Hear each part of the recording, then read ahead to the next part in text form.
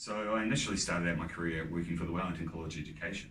So I was like 19, working at a school full of other 19-year-olds, except they were students and I was on the faculty, which was weird.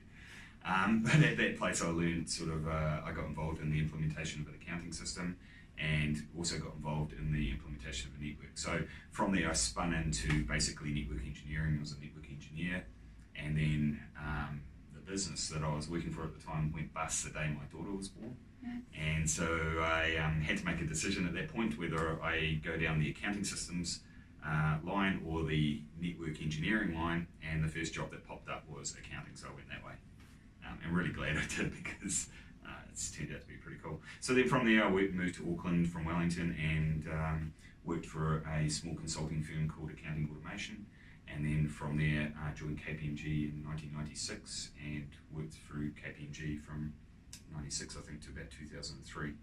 And in 2003 we spun out the division we were working in at KPMG and formed a new company, which was Server Group in Auckland, which Raju and I started, and that company eventually evolved into Enabling Auckland, which merged with Enabling from the South Island, which you can talk to.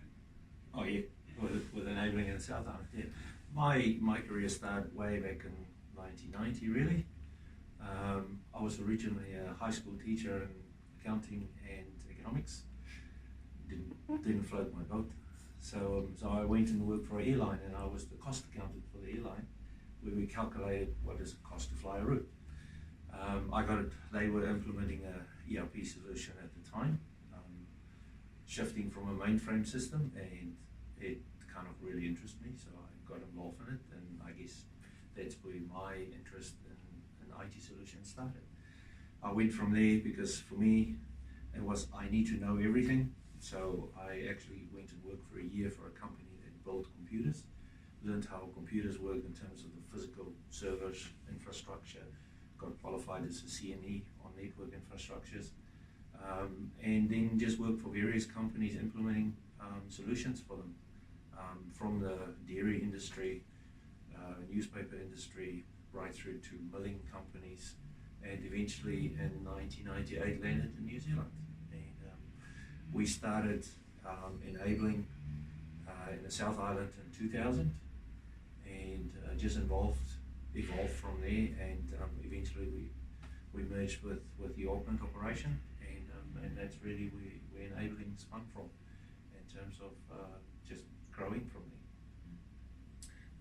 I got into IT early 90s as well, and in those days the education streams were either you did a graduation in science, arts, or else you're an engineer or a doctor. So I had done my graduation in physics and looking what else to be done, and that's when my dad directed me into, hey, there's a new stream of new industry that's popped up, did you want to do something in there? And I looked at it, it said computers, and I said okay, we'll give it a try. So I did my master's in computers in India at that time, and I finished that in 1993. And while I was studying itself in the second year, I got a job opportunity to work part-time. So I picked up that opportunity, and from there onwards I've not looked back at all. IT's been all the way around. It's been in various roles. I have done development, I've done network support, I have of course been a ERP consultant, I've been a report writer. So it's been all these various fields, and people ask me, you must be really good in mathematics when you're doing all this computer stuff. I don't know, I totally suck at mathematics. My daughter still reminds me how bad I was in mathematics because my wife told her. Oh, me too, man. I'm the same. So That's why we've got calculators. Yeah, exactly. Yes, and that's why part of the reason we are in computers, because we don't have to actually do the math of it. We just have to think how to make the systems do the mathematics. So I guess that ticked all the boxes for me. That yeah, I don't need to deal with numbers. I just needed to deal with logic, and being a reasonable chess player, I guess there was some logic built in somewhere, which came out thanks to computers that brought those skills out.